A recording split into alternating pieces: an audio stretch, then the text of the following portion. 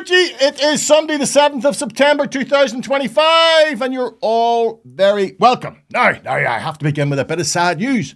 A number of people have stated that they will no longer be attending my end of year show, accusing me of supporting terrorism by continuing to criticise the Israeli genocide in Gaza. My response is good riddance. Goodbye. Auf Wiedersehen. Not going to be missing you. In fact, I would hate to think any of you attending one of my shows. Now, what the implied threat is, of course, is that I'm going to be losing out in ticket sales. Now, this is not just laughable, it's contemptible. I will happily play to an empty theatre rather than sell my soul by remaining silent about Gaza or what's going on as the IDF bomb Gaza City. As I sit here today, they are bombing Gaza City into dust as I have the rest of the country.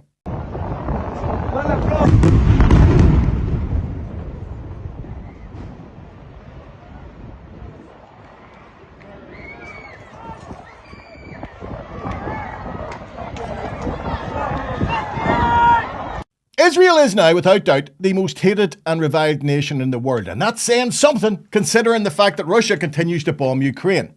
And I would argue that war criminal Netanyahu is only able to continue his genocidal war in Gaza because of the cover given to him by the likes of UK Prime Minister Keir Starmer. Worse, the UK government is now condemned not just for giving cover to Israel, but for being actively and complicit in Netanyahu's genocidal campaign. I'll start by just saying that the title of the tribunal is an inquiry into British complicity, but I've been covering the military and intelligence support to Israel the last nearly 2 years now during the genocide. And I think I used the word complicity for a while, but having looked at the evidence and studied it and investigated it, I think it definitely crosses the line to participation. The British government announced in December 2023 that they were going to start spy flights over Gaza in support of Israel. They were going nearly daily, and they're still going nearly daily.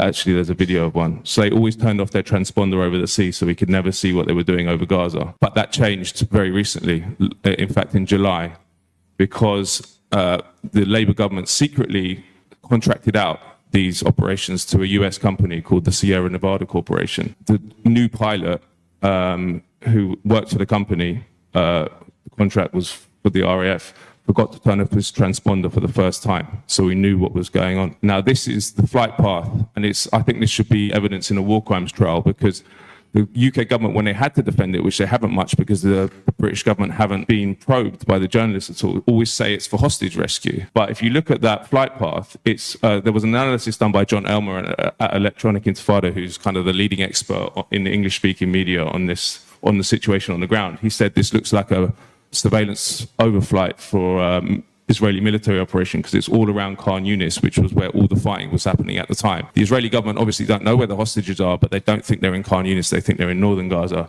So this is why they were turning off their transponder. This is why they didn't want us to know what those surveillance planes were going on. This Times journalist got an MOD source to say that actually this information was being handed to the Israeli military in real time. This indicates it's to do with the fighting on the ground as well. That evidence clearly shows, I believe, that they are involved in the military campaign. It was the deposed Labour leader, Jeremy Corbyn, who raised just that issue in the House of Commons.